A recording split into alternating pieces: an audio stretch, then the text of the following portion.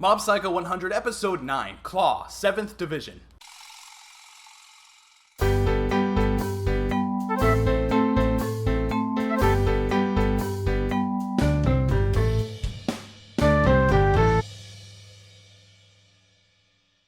Hey, what's going on, boys and girls? Famincho here, back at it once again with another video talking about Mob Psycho 100, and I gotta say, this week's episode is absolutely fantastic. I love this episode.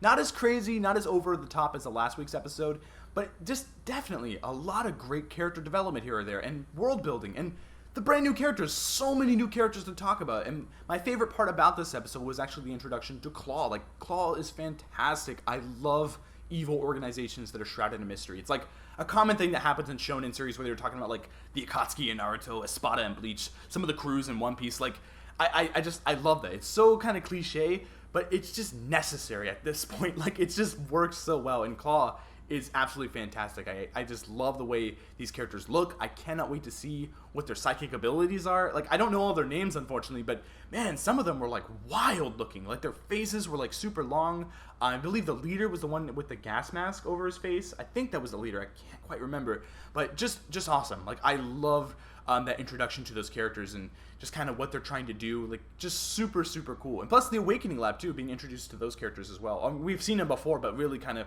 showing off what they can do and what their personalities are. Just fantastic. I love the character introductions in this episode. That is my favorite part.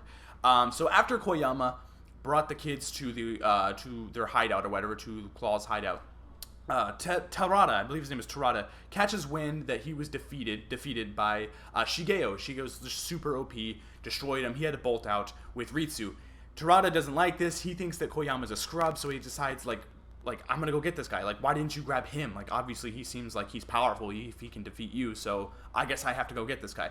Tarada ends up going over to where Taru Dimple and Shigeo are. He just gets destroyed. They end up interrogating him. They're like waterboarding him for information, which I thought was pretty insane. It was actually really funny. And they basically find out where the hideout is. They end up making it to the hideout, and Tarada, he uses some of his abilities. He ends up kind of getting away from them, and uses his abilities. He has like these wind whips. I think it was called air whips or something. And I thought it was super cool at first. I was like, wow, this is awesome. But he just gets destroyed again. Like, man, Shigeo is just not having it this episode because he just obliterates people. But yeah, super cool. Some of the animation there when the whips were grabbing Teru and kind of moving him around, like, the animation was just fantastic. Again, Studio Bones. I will continuously mention this in every single review I do of this series. Studio Bones is fantastic. They know what they're doing. Just absolutely great. Again, some of the best animation I've ever seen in this series. Like, just, yeah, awesome. Anyway, they make their way to the Awakening Lab after just wiping the floor with Tarada. While all that's going on, we have the Awakening Lab characters, all the like little scrub psychics, all in the cell together with Ritsu, and Ritsu's kind of plotting out this escape plan. Really interesting. We have this character, I think his name was Muto. Damn, I looked on Wikipedia before this and I couldn't find the name. I was like, I should just rewatch the episode. But I think his name was Muto. He decides to grab, I think it was Kaito, one of the twins, or I guess they're twins, I don't know. The guys that have the psychic ability where they can like talk to each other from far apart or whatever, the one with the square head. And he kills him, or at least I thought he killed him at first. I was like, what? Like, that's crazy. They're just straight up killing people now. But apparently he used like some kind of hypnotic psychic ability to like confuse them and create some kind of illusion, which is really cool. I hope that the Awakening Club has to fight them or like somehow get away from them next episode, because that was really cool.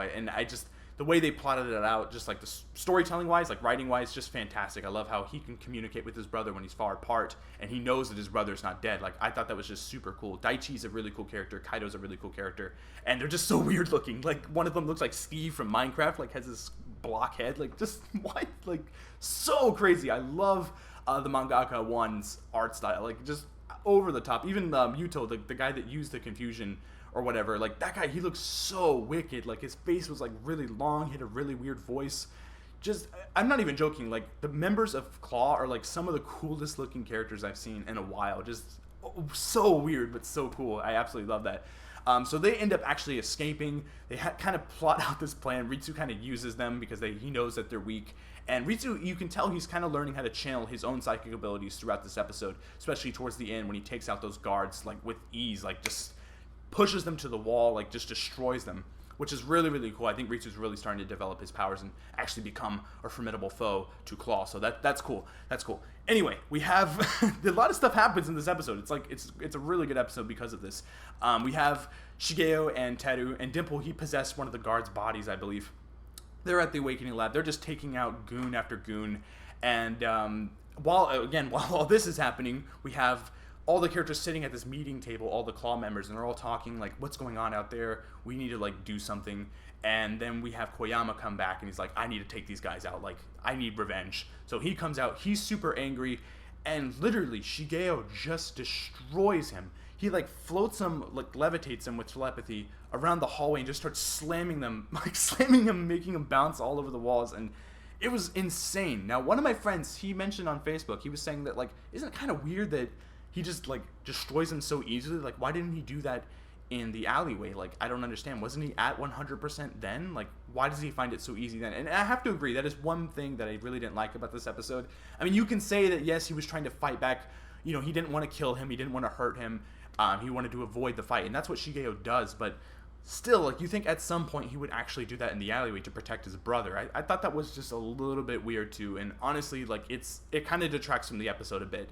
It doesn't make the episode terrible or anything like that. It's just a little odd. Like, I thought it was pretty odd. I was like, huh, like, you're right, man. Like, that is kind of weird how he just, like, why didn't he do that in the alleyway? He could have easily did that to him to stop him from taking Ritsu. Like, you wouldn't have to do any of this. So, I don't know. Maybe we'll get something to touch on that later. I don't really know. I don't really think so. I think they were just trying to get out of that situation. It was cool, though. It was a really cool scene. I love just seeing him bounce off the walls. I really hate Koyama as a character. Like, I mean, he's necessary. He's a badass character. He's really cool.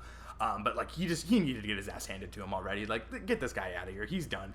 So, I don't know. I'm loving where this arc is going. I love the 7th Division. These guys are absolutely awesome. I cannot wait to see Shigeo and Teru and Dimple fight these guys off in the next episode. I'm excited to see where the Awakening Lab is going to be going, how they're going to rescue Kaito.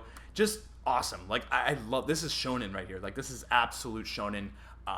I love this series so much. I love this episode, and I just remember as watching it, I was just smiling the entire time. Just so good. Some of the writing in this episode, just some of the story points here and there, especially that stuff with Daichi and Kaito, how they have that relationship, how he knew that he wasn't dead. Like, I thought that was just really well planned out. Just really, really cool there. So I'm going to give this episode, this is a tough one, because there is that thing there that Shigeo just was so easily able to take that guy out. Like, that was kind of weird to me. I'm not going to lie.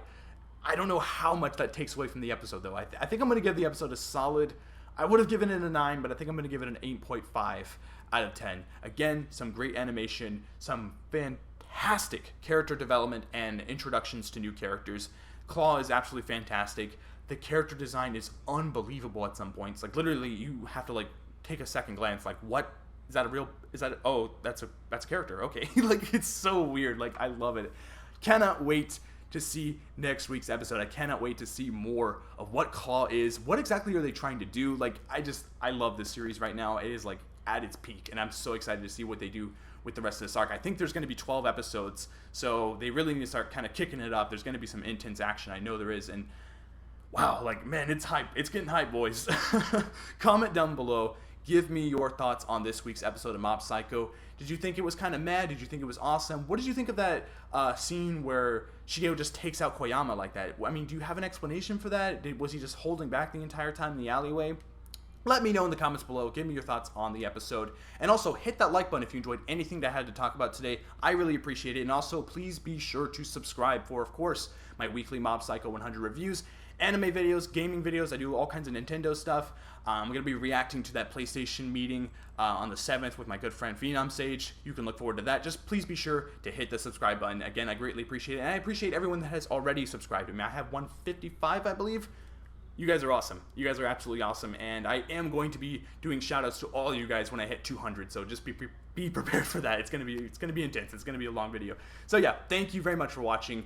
And until next time, I'll see you guys later. Bye-bye.